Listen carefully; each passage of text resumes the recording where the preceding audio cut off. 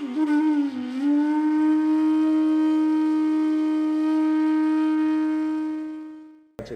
રહિત ધર્મનું વર્ણન ભાગવતજીમાં. કપટ રહિત ધર્મ કયો? કપટ શું છે ભક્તિમાં? તો કે ભગવાન પાસે જઈને પણ ભગવાન ન માંગવા અને ભગવાનથી માંગવું એ કપટ છે. ભગવાન પાસે જઈને પણ સંસાર માંગવો એ ક્યાંક કાપટ્ય છે. જો ભગવાન આપણને વસ્તુ આપે, શેના માટે? કે તમારો પ્રેમ એને મળે. આપણા પ્રેમ અને ભગવાનના પ્રેમમાં ફરક એટલો, આ ભગવાન પ્રેમ માટે વસ્તુ આપે છે અને આપણે વસ્તુ માંગીએ અને વસ્તુ મળે એટલા માટે પ્રેમ આપે. આ બંનેમાં ફરક. ભગવાન તમને પ્રેમ માટે ઝંખે છે અને તમે ભગવાન પાસે વસ્તુઓ માટે ઝંખો છો. બસ ભાગવતજી દ્વારા શું થશે? ધીરે ધીરે ભાગવતજી શ્રવણ કરતા કરતા તમે નિષ્કામ બની જશો. કે પ્રભુ પાસે જાઓ તો પ્રભુને એટલી વિનંતી કરજો કે કમથી કમ તારી પાસે ઊભો હોઉં ત્યારે તારા સિવાય મને બીજું કોઈ યાદ ના આવે. તારા સિવાય બીજું કાંઈ યાદ ના આવે એટલી કૃપા તું ચોક્કસ કરે. કારણ કે તારીથી દૂર જાઉં ત્યારે તો બધું છે જ અને મારે બધું નિભાવવાનું જ છે. હું ક્યાંય કોઈ જવાબદારીઓથી ભાગવાની વાત નથી કરતો. બધી જ નિભાવીશ, તારો થઈને નિભાવીશ. વ્યક્તિ બનીને નહીં, વૈષ્ણવ બનીને સંસારની જવાબદારીઓ નિભાવીશ. સંસારમાં જ્યારે પણ મૂંઝવણો આવે, પ્રશ્નો આવે તો વ્યક્તિ બનીને ઉકેલ ન કાઢતા, નહીં તો રાગ દ્વેષ ઉભા થશે. એક વૈષ્ણવ બનીને ઉકેલ કાઢજો તો જીવનમાં શાંતિ આવશે. કોઈ પણ મૂંઝવણ આવે ત્યારે જાતને પ્રશ્ન કરો કે આવા સમયે એક વૈષ્ણવે શું કરવું જોઈએ. આટલો પ્રશ્ન જાતને કરજો અને વૈષ્ણવ થકી જે ઉકેલ મળે ને, એક વૈષ્ણવ બનીને ઉકેલ વૈષ્ણવ બનીને કાઢજો. એ સમયે તમારું મસ્તક, તમારી બુદ્ધિ એક વૈષ્ણવી બુદ્ધિ કરી થઈ અને પછી ઉકેલ આપશે ને તો જીવનમાં શાંતિ આવે એવા ઉકેલ મળશે. પણ વ્યક્તિ બનીને કાઢવા ગયા તો ક્લેશ અને દ્વેષ સિવાય બીજું કાંઈ નહીં મળે. અને એટલા માટે પ્રભુને વિનંતી કરો કે આપની પાસે હોવ ત્યારે આપના સિવાય બીજો કોઈ યાદ ના આવે એવી કૃપા કરજો પ્રભુ. કારણ કે એ સમય પ્રભુ પાસે આપણે જયારે 5-10 મિનિટ, અડધો કલાક, કલાક જયારે હોઈએ એ આપણા 24 કલાકમાંનો સૌથી મહત્વનો સમય છે. પ્રિસિયસ ટાઈમ છે આપણો. સૌથી કિંમતી મહત્વનો સમય 24 કલાકમાં કયો? તો તમારે નક્કી કરવાનું. સૌથી વધારે મારો મહત્વનો સમય જેટલી ક્ષણ હું ભગવાન પાસે ઉભો ને એ છે. અને બીજો ભલે સમય બગડે વાંધો નહીં, મારે આ મારી 10 મિનિટ નથી બગાડવી, મારે મારો આ કલાક નથી બગાડવો. કારણ કે એ સમય હું ભગવાનની સામે ઉભો છું. આ આખી દુનિયા જેને વશ છે એ પરમાત્મા મારી જોડે છે. વિચાર કરો, કોઈ દેશનો પ્રેસિડેન્ટ કે પ્રધાનમંત્રી તમને 10 મિનિટ મળવાનો મોકો આપે ત્યારે તમે શું કરો? મોબાઈલ વોબાઈલ બધું ઓફ, બધાને કહી દો હમણાં ફોન વોન કરતા નહીં, આ 10 મિનિટ પ્રાઇમ મિનિસ્ટર જોડે મારી મીટિંગ છે. કેટલું મહત્વ તમને લાગે કે દેશનો પ્રધાનમંત્રી મારી જોડે ઉભો છે. તો વિચાર કરો, એક દેશનો પ્રધાનમંત્રી મળે તો આટલું મહત્વ, તો આખી દુનિયા બનાવનારો એ પરમાત્મા જ્યારે આપણી સામે હોય ત્યારે એ સમય કેટલો મહત્વનો આપણો હોવો જોઈએ, કેટલો ક્વોલિટી વાળો આપણો એ ટાઈમ હોવો જોઈએ. તમે વિચાર કરો, શું ભગવાન પાસે ઉભા રહીને પણ તમે એની મહત્તા માનીને ઉભા રહો છો ખરા? વિચાર કરો. નહીં, આપણે એને ઇમ્પોર્ટન્સ એ ટાઈમે નથી આપતા. આપણે એને એટલું જેટલું મહત્વ આપવું જોઈએ એટલું નથી આપતા. કથા સાંભળ્યા પછી વિચાર કરજો, અહીંયા બેસેલા દરેક લોકો, ભગવાન આગળ ઉભો રહીશ ત્યારે મારી સમગ્ર ચેતના કેવલ ને કેવલ પ્રભુ પરક રાખીશ. તો આ કપટ છે. ભગવાન પાસે ભગવાનને ન માંગવા. ઘણાને તો જોઈને સીડી ચડતો હોય ને મંદિરની અને પ્રભુ સમજી જાય કે હમણાં લિસ્ટ લઈને આવશે. આ જોઈએ, આ જોઈએ, આ જોઈએ, આ ન કર્યું, આ ન કર્યું, આ કર્યું હોત તો આ કર્યું હોત. તો એ તો કરે જ છે એના સમયે, બધું જ કરનારો છે. ભરોસો રાખો, લડતા રાખો. મહાપ્રભુજી 16 ગ્રંથમાં કહે ને, પ્રાર્થિત એવા તતક્કિમ સ્યાત સ્વામ્યાભિપ્રાય સંશયાત. માંગીને પણ શું થઈ જશો?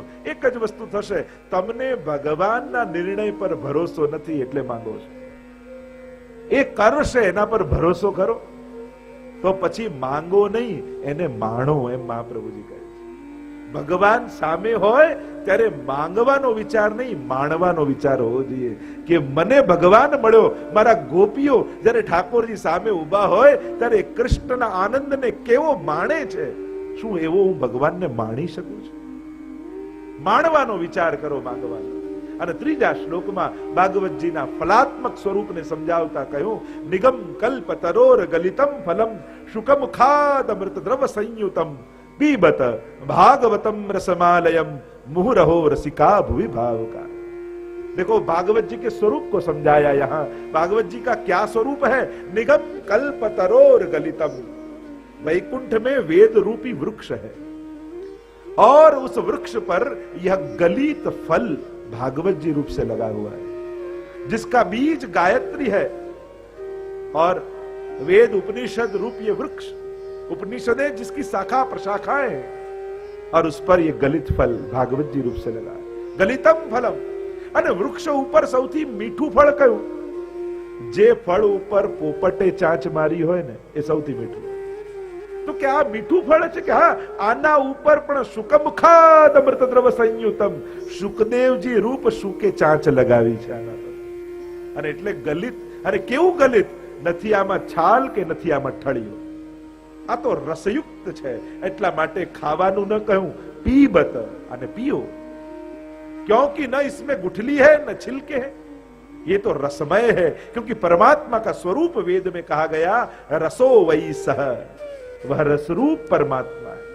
तो भागवत जी के परमात्मा भी रसरूप है. વેદમાં બંનેની ચર્ચા છે. એક જ્ઞાનરૂપ પરમાત્માની પણ ચર્ચા છે. સત્યમ જ્ઞાન અનંતમ બ્રહ્મ, અને જ્ઞાનરૂપ પરમાત્માને પામવાનો એક પ્રકાર વેદમાં બતાવ્યો, અને બીજો એક પ્રકાર રસો વહી સહ પરમાત્મા, એને પામવાનો પ્રકાર. તો આ રસરૂપ પરમાત્માની અંદર છે. ગલિત ફળ છે, તોડેલું ફળ, તૂટેલું ફળ.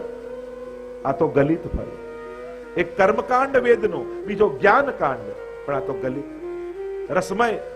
એટલે જ આજ્ઞાર્થ વાપર્યો, પીબત, ઇસકો પીઓ. રસમાલયમ, આ તો રસનો આલય છે. આમાં સમસ્ત રસો બિરાજમાન છે.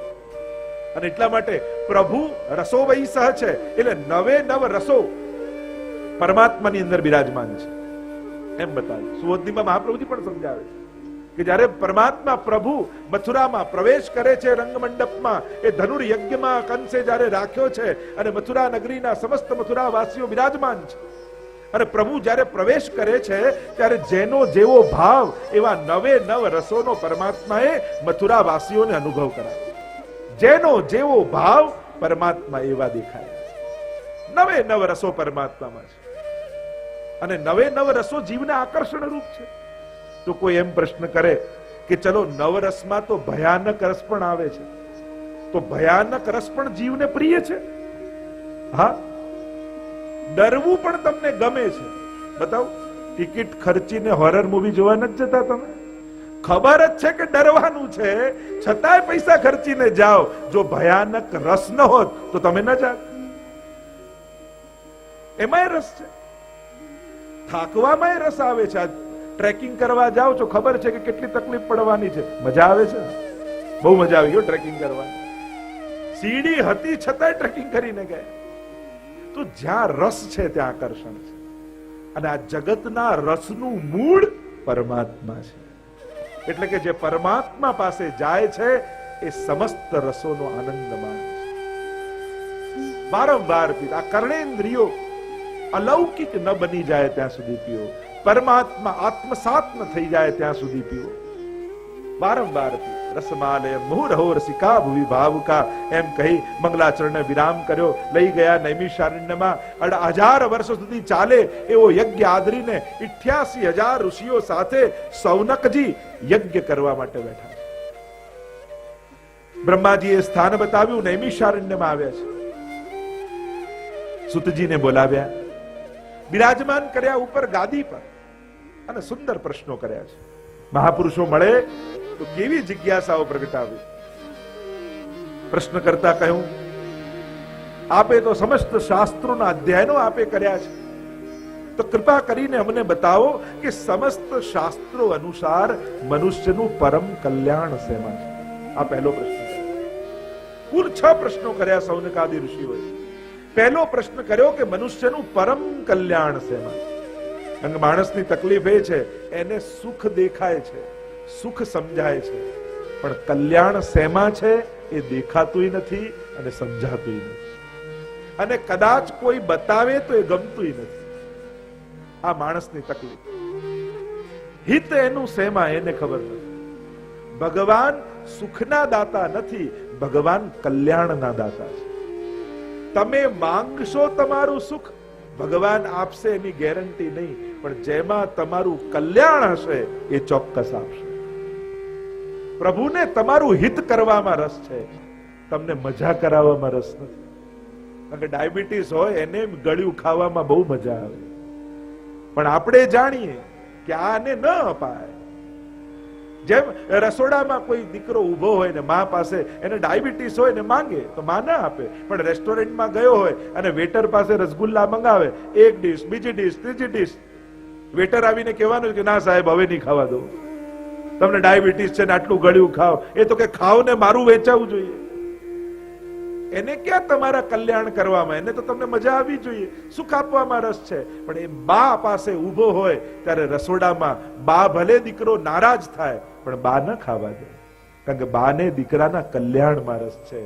એમ જ આપણો જે પરમાત્મા છે એ હોટલ વાળો નથી, એ તમારી માં જેવો છે, એને તમારું કલ્યાણ કરવામાં રસ છે, તમને મજા કરાવવામાં રસ નથી.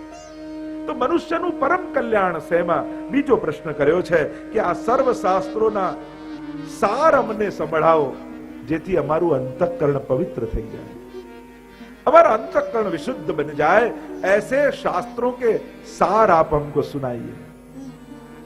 કારણ કે શાસ્ત્રો સાંભળવાથી અંતઃકરણ વિશુદ્ધ બને. ત્રીજું કહ્યું કે પરમાત્મા વિવિધ અવતારો લઈને ભૂતલ પર આવે છે, એ અવતારો વિશે અમને કહો. કારણ કે અમે અનેક કથાઓ શાસ્ત્રોમાં સાંભળી છે, ઘણા મહાત્માઓના મુખે સાંભળી છે કે આવા અવતારો લઈને ભગવાન આવે, એ અવતારો વિશે અમને કહો. ચોથો પ્રશ્ન કરતા કહ્યું કે પરમાત્મા શ્રી કૃષ્ણ જે મંગલ કાર્ય કરવા માટે ભૂતલ પર પધાર્યા, એનો હેતુ, એનું પ્રયોજન શું હતું? કેમ ભગવાનને પોતાને આવવું પડ્યું?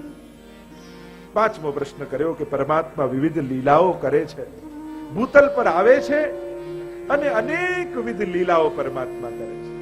જીવ કરે એ ક્રીડા, ભગવાન કરે એ લીલા. ઘણા લોકો એમ કહેતા હોય કે ભગવાનને પણ કર્મ ભોગવવા પડ્યા અને તીર ખાવું પડ્યું ને કર્મ તો કોઈને છોડતું નથી. ભગવાનને ક્યારે પણ કર્મ ભોગવવા પડતા નથી, કારણ કે ભગવાન કોઈ કર્મ કરતા જ નથી, ભગવાન લીલા કરે છે. ગીતાજીમાં સ્પષ્ટ ભગવાને કરી દીધું છે, જન્મ કર્મ ચમે દિવ્યમ, मेरे जन्म और मेरे कर्म दोनों दिव्य हैं, लौकिक नहीं है, साधारण मनुष्य की तरह नहीं है, ये अलौकिक है. अनायासेन हर्षात क्रियमाण चेष्टा सलीला. લીલા શબ્દની વ્યાખ્યા જ કરી, જેનું કાંઈ જ પ્રયોજન ન હોય, કેવલ આનંદની અભિવ્યક્તિ હોય, એને જ કહેવાય લીલા.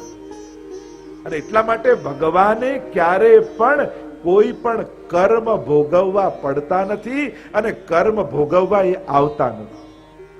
માણસનો જન્મ કર્મવશ થઈને થાય છે, ભગવાન આવે છે કૃપાવશ થઈને. સ્પષ્ટ ગીતાજીમાં ભગવાને કહ્યું, જન્મ કર્મ ચમે દિવ્યમ. અને જે એ જાણી જાય એ પોતે જન્મ કર્મથી મુક્ત બની જાય છે, એમ ભગવાન કહે છે. એટલે પ્રભુની વિવિધ પ્રકારની લીલાઓ છે. અને લીલાઓ કેમ કરે છે? કારણ કે જ્યારે ભગવાન ભૂતલ પર ન હોય ત્યારે આપણા જેવા જીવો એ લીલાનું ગાન કરીને જન્મ મરણના ચક્કરમાંથી છૂટી જાય, એટલા માટે લીલાઓ કરે. કારણ કે નામ, રૂપ, લીલા અને ગુણ આ બધું જ ભગવાન રૂપ છે. ભગવાનનું નામ બોલો તો જેટલું ભગવાનમાં સામર્થ્ય એટલું જ એમના નામમાં સામર્થ્ય. ભગવાનના ગુણગાન કરો તો જેટલું ભગવાનમાં સામર્થ્ય એટલું એના ગુણોમાં સામર્થ્ય. ભગવાનમાં જેટલું સામર્થ્ય એટલું એની ભગવાનની લીલાઓનું શ્રવણ કરો, એટલું જ ભગવાન જેટલું સામર્થ્ય. જેટલું ભગવાનમાં ઐશ્વર્ય, વીર્ય, યશસ્વી, જ્ઞાન, વૈરાગ્ય, એટલું જ ભગવાનની કથાનું પણ સામર્થ્ય. જો આપ में सामर्थ्य है वही आपकी कथा में है. तव कथामृतम तप्त जीवनम कवि भीर्णितम कल्मशापहम श्रवण मंगलम श्रीमदाततम ભૂમિ ગૃણંતિ તે ભૂરિદા જના. મહાપ્રભુજી સુબોધનીમાં સમજાવે, જે 6 ગુણ પરમાત્મામાં, એ જ 6 ગુણ ભગવાનની કથામાં. અને એટલા માટે અહીંયા શૌનકાદી ઋષિઓ પ્રશ્ન કરે છે, ગુરુદેવ ભગવાનની લીલાઓ વિશે અમને કહો.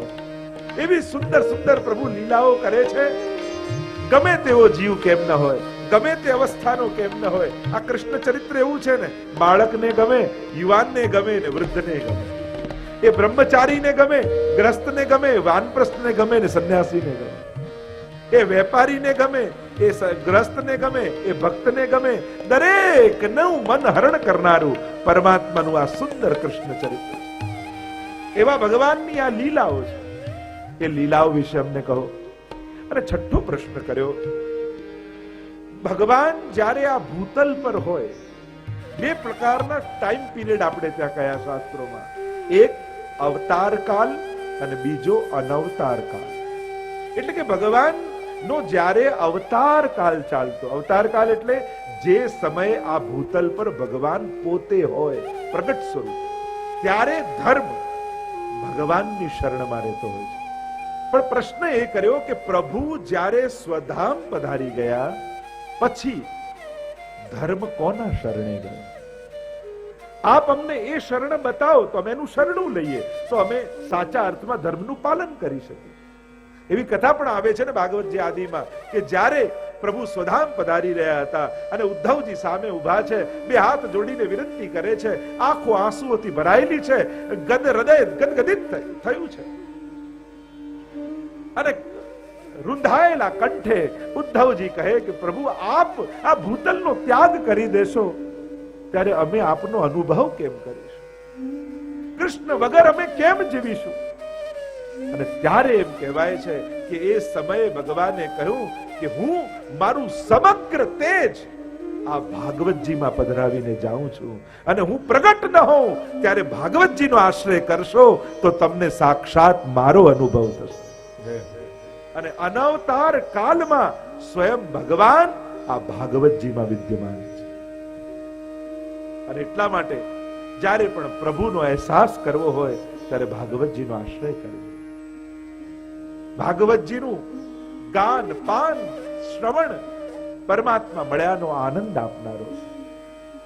અને અહીંયા એટલે જ પ્રશ્ન કર્યો છે કે પ્રભુ સ્વધામ પધારી ગયા પછી ધર્મ કોના શરણે ગયો એ અમને સમજાવો. અને જ્યારે આ સુંદર પ્રશ્નો કર્યા છે ત્યારે મનુષ્યનું પરમ કલ્યાણ શેમાં છે એને સમજાવતા સુતજી ઉત્તર આપતા બોલ્યા, મનુષ્યનું પરમ કલ્યાણ શેમાં છે એને સમજાવતા સુતજીએ કહ્યું કે મનુષ્યનું પરમ કલ્યાણ કેવલ ને કેવલ પરમાત્માની વિશુદ્ધ ભક્તિમાં છે. અહેતુકી અપ્રતિહતા 2 વિશેષણ આપ્યા. એક હેતુ રહિત થઈને ભક્તિ કરવી અને બીજું અખંડ ભક્તિ કરવી. तैल धारावत, नारद जी के भक्ति सूत्र के शब्दों में कहूं तो भक्ति कैसी होनी चाहिए तो कि तैल धारावत, तेल की धारा की तरह. और नारद जी ने भक्ति सूत्र में बताया भक्ति का स्वभाव कैसा है तो कि प्रतिक्षण वर्धमानम. भक्ति ने व्याख्या 3 आचार्योએ આપી છે. એક સાંડિલ્ય મુનિ, બીજા નારદજી અને ત્રીજા વ્યાસજી. સાંડિલ્ય મુનિએ ભક્તિની વ્યાખ્યા કરતા કહ્યું, सा परानुरक्ति ईश्वरे, ઈશ્વરમાં પરમ અનુરક્તિ એ ભક્તિ છે. નારદજીએ નારદ ભક્તિ સૂત્રો લખ્યા છે, અદ્ભુત ભક્તિ સૂત્રો છે, વાંચવા જેવા છે. અને એમાં ભક્તિની વ્યાખ્યા કરતા કહ્યું, સાતુ અસ્મિન પરમ પ્રેમ રૂપા અમૃત સ્વરૂપા ચ ય લબ્ધ્વાપમાન સિદ્ધો ભવતી અમૃતો ભવતી તૃપ્તો ભવતી. સાતુ અસ્મિન પરમ પ્રેમ રૂપા, પરમ પ્રેમ રૂપા છે. અને યલ્લબ્ધ્વાપમાન, જેને પામી જાય એ ભક્તિને પામી જાય, એ યલ્લબ્ધ્વાપમાન સિદ્ધો ભવતી અમૃતો ભવતી તૃપ્તો ભવતી, એ પરમ તૃપ્તિને પામી જાય. અને ત્રીજી વ્યાખ્યા વ્યાસજી આપી, જે મહાપ્રભુજીએ સ્વીકૃત કરી, મહાત્મ જ્ઞાન પૂર્વસ્તુ સુદૃઢ સર્વતોધિક સ્નેહ ઇતિ ભક્તિ. અને આ ભક્તિ દ્વારા જ મનુષ્યનું પરમ કલ્યાણ સંભવ છે. બાકી આ સમય કલયુગમાં અન્ય કોઈ સાધને મનુષ્યનું કલ્યાણ નહીં થાય. પુણ્ય થઈ શકશે, પુણ્યોથી સુખ આવશે, પણ સુખને સાચવતા ન આવડ્યું ને તો એ જ સુખો પતનનું કારણ થઈ જશે. સુખ આવી જ ગયું એટલે પોતાની જાતને સફળ ન માનતા. સફળ ત્યારે થાય જ્યારે સુખને તમે ભક્તિમાં અને પ્રભુને સુખ આપવામાં એ સુખનો ઉપયોગ કરી શકો, ત્યારે માનજો કે સાચા અર્થમાં હવે સુખી થયા. તમારું સુખ અન્યના સુખનું કારણ બન્યું કે નહીં એને ચેક કરતા રહે. અને સૌથી મોટી વાત જે મહાપ્રભુજી કહે છે કે તમારું સુખ પ્રભુની પ્રસન્નતાનું કારણ બનાવી શક્યા કે નહીં, ત્યારે જ વૈષ્ણવી જીવનની સફળતા છે. કારણ કે આખી દુનિયા ભગવાન પાસે સુખ લેવા જાય, પણ ભગવાનને એમ થાય કે હું સુખ લેવા ક્યાં જઉં, તો એ મહાપ્રભુજીના સેવકોના ઘરે આવીને બિરાજી જાય છે. ક્યાં વૈષ્ણવ મારા સુખનો વિચાર કરશે? તો આ દુનિયામાં આખી દુનિયા સુખ ભગવાન પાસે માંગવા જાય છે, પણ કેવલ મહાપ્રભુજીનો સેવક એક એવો છે કે ભગવાનને સુખ મેળવવું હોય ત્યારે એના આંગણે આવીને ઉભા રહી જાય. આ ગોપીઓના આંગણે આવીને પરમાત્મા ઉભો રહે છે, કારણ કે ગોપીઓ પ્રભુના સુખનો વિચાર કરે છે. તો આમ જ્યારે પરમ કલ્યાણની વાત કરી અને આગળ અનેક પ્રકારના પ્રશ્નોની વાત કરી, ત્રીજો ઉત્તર કહ્યો કે આ ભગવાન વિવિધ અવતારો લઈને ભૂતલ પર આવે છે, એ અવતારો વિશે અમને જણાવો. અવતાર શબ્દને સમજાવતા કહ્યું અવતરું, ઉપરથી નીચે આવવું એ અવતાર. 3 શબ્દને સમજજો: ભગવાન, અવતાર અને દેવતા. ઘણા લોકો કે હિન્દુ ધર્મ આટલા બધા 33 કરોડ ભગવાન, ભગવાનની દેવતાઓ છે. દેવતા, અવતાર અને ભગવાન ત્રણેયમાં ફરક છે. એટલે આટલા બધા ભગવાન છે જ નહીં. હિન્દુ ધર્મમાં કહ્યું એકમ સદ વિપ્રા બહુધા વદંતી, એક જ પરબ્રહ્મ છે. એ પોતે અવતાર રૂપે અને પોતે જુદા જુદા દેવતાઓ રૂપે, અંશ, કલા, આવેશ આદિ રૂપે પ્રગટ થાય છે. પોતે દેવતાઓને પ્રગટ કરે છે અને પોતે જ અવતારો રૂપે આવે છે. પણ ભક્તિ કોની થાય? પૂજા કોની થાય? આરાધના કોની થાય? સન્માન તો બધાનું કરવાનું, આદર તો દરેકને અપાય, પણ આ ત્રણેયની કેટેગરીમાં ફરક છે. દેવતાઓ ભગવાને જુદા જુદા કાર્ય કરવા માટે પ્રગટ કર્યા છે.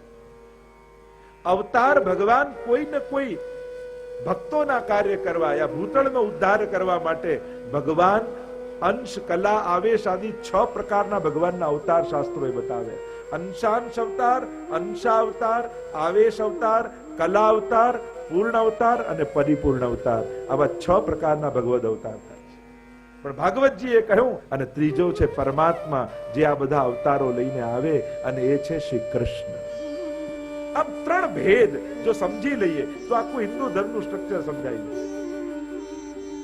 ગીતાજીમાં પણ ભગવાને સુંદર રીતે સમજાવ્યું કે દેવતાઓની આરાધનાથી કયું ફળ મળે, અવતારની આરાધનાઓથી કયું ફળ મળે અને પરમાત્માની આરાધનાથી શું ફળ મળે. આખું સુંદર રીતે ભગવાને, જ્યારે આપણે ગીતાજી ને ભાગવતજી વાંચીએ ને પછી આ કોઈ સંશય રહે જ નહીં.